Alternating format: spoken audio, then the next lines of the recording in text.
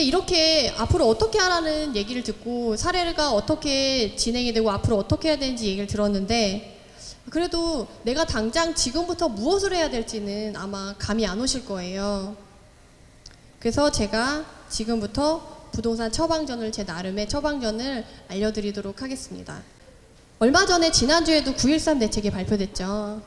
거의 파리 대책과 맞먹는 종합 대책이 발표됐다고 해서 지금 또 약간 부동산 시장이 출렁이고 있습니다. 대책이 발표되기 전에는 어땠어요?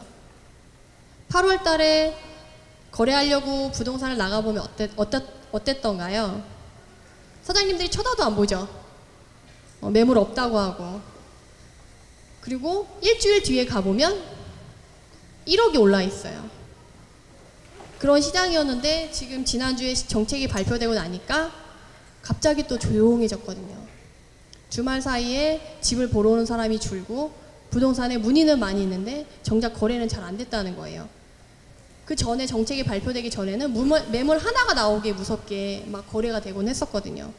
심지어 지난주에 8억이었던 게 그 다음 주에 9억이 나와도 사겠다는 사람이 줄을 섰다고 하더라고요. 근데 이 대책이 발표되고 나서 문의가 많이 줄고 거래도 잘 성사가 되지 않았다고 해요. 문재인 정부가 출범이 된 이후로 이게 8번째 정책인데요. 어떠세요? 정책이 계속 발표되고 있는데 집값이 떨어지실 것 같으세요? 규제 정책이 계속 발표되고 있는데 우리 부동산 투자자들은 이 규제 정책이 발표되면 사지 말아야겠다라는 느낌보다는 이걸 어떻게 활용해야 될까라는 생각을 많이 하게 되거든요. 그래서 여러분들도 지금 또 약간 주춤하시는 분들이 계실 텐데 이 규제 정책이 발표됐다고 해서 앞으로 어떻게 변할까를 여러분들은 이미 알고 계시리라 생각하거든요. 그래서 정책이 흔들리지 말고 잘 활용해서 어떻게 틈새 시장이 나올까를 고민하고 그 틈새 시장을 활용하려고 노력하시면 좋을 것 같아요.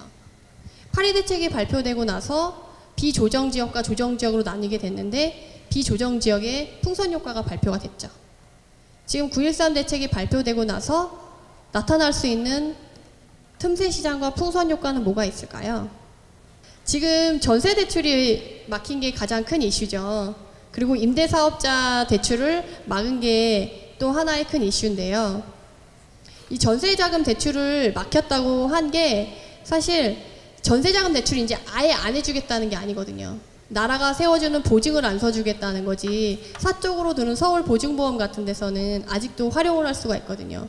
아마 그쪽이 좀 더 활성화될 것이고 상대적으로 규제가 덜한 지역이나 이제 아파트가 아닌 빌라, 신규 분양 쪽으로 오히려 또 풍선 효과가 나타나지 않을까 이렇게 생각이 들기도 해요.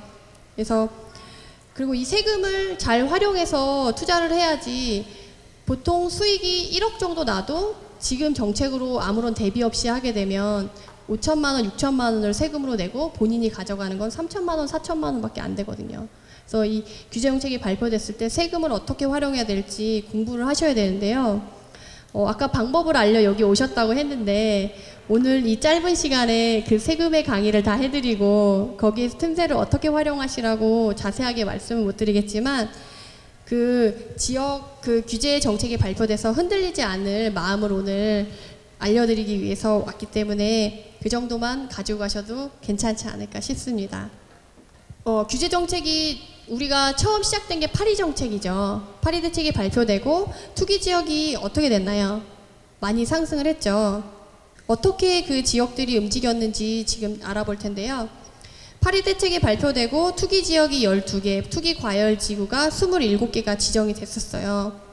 그러고 나서 2달 정도 거래 절벽이 일어나고 급매물 위주로 한두 개 거래됐을 때는 가격이 조금 꺾였었거든요. 1년이 지난 시점에는 어떻게 됐어요? 오히려 더 많이 오른 현상이 있었습니다. 분당구를 보면 파리 대책이 발표되기 1년 전에는 5.4%의 상승률이 있었는데 파리 대책이 발표되고 난 이후에 1년 동안은 오히려 13.1%가 증가를 하면서 오히려 7.8포인트가 더 많이 오르게 됐고요. 강남구는 대책이 발표되기 전에 6 정도의 상승률이 있었다고 하면 발표가 된 이후에는 오히려 12.9나 상승을 하는 모습을 보이게 됐어요. 지금 파리 대책이 발표되고 나서 앞으로 규제 정책이 계속 발표될 거야. 너무 겁이 나 하고 급매물을 통해서 물건을 터신 분들은 지금 마음이 어떠실까요? 너무 쓰리겠죠. 그래서 제가 그 지역들이 어떻게 움직였는지 한번 조사를 해봤어요. 저희 북극성의 빅데이터를 돌려가지고 제가 뽑아온 건데요. 지난 1년간 가장 상승률이 좋았던 지역과 전세가 가장 많이 오른 지역을 뽑아본 거예요. 어떤가요? 분당구, 강남구, 용산구, 영등포구, 송파구, 성남, 성동구, 마포구, 동작구, 강동구. 다 규제 지역이죠. 어떤 분들이 또 이런 얘기 되게 많이 하시더라고요. 문재인 정부가 투자할 지역을 찍어줬다. 그렇게 얘기할 정도로 지금 그렇게 규제가 된 지역들이 다 올라줬거든요. 전세에서도 광주 서구만 빼고는 다 규제 지역이 높은 상승률을 보여서 상승률 높은 탑10 안에 들었거든요. 결국은 정책이 나라에서는 우리한테 이제 집을 팔아라 라고 얘기를 했지만 정부의 정책대로 말하는 대로 파신 분들은 오히려 손해를 보고 그때 이후로 반대로 움직여서 오히려 그걸 활용해서 사신 분들은 오히려 자산이 증가하게 됐거든요. 그래서 아마 지금 9.13 대책이 발표되고 나서도 똑같은 현상이 일어나지 않을까라고 생각이 들거든요. 그래서 지금 필요한 건 자금 운용을 어떻게 하느냐, 그리고 대출이 많이 막혔는데 어떻게 확실하게 확인하고 가느냐가 중요한 거지, 앞으로는 집값이 떨어질 거다라는 생각 때문에 부동산을 외면하는 시기는 아니라고 말씀을 드리고 싶습니다. 그래서 지금 투자를 하려고 하면 현 시장이 어떻게 흘러가는지, 그리고 앞으로 어떤 방법을 활용해서 가야 되는지가 고민이 많이 되시는데, 그래서 시장의 변화를 한번 같이 알아보도록 하겠습니다. 이건 매매가격 지수 추이인데요. 전국, 수도권, 지방, 서울 이렇게 해서 제가 그래프를 뽑아왔습니다. 보면 지금 2008년도에 리먼 사태가 발생하고 가격이 천천히 떨어져서 2012년도, 13년도에 거의 저점을 찍고 올라가게 되는데요. 대세상승장 때 90에서 100까지 올라가는데 2013년부터 17년까지 4, 5년이 걸렸거든요. 근데 2017년 파리 대책이 발표된 걸 기점으로 해가지고 2018년 지금의 지수를 보면 100에서 110 사이에 그 지수가 올라가는 걸 볼 수가 있는데요. 어떤가요? 1년 사이에 지금 반이 왔죠. 보이시나요?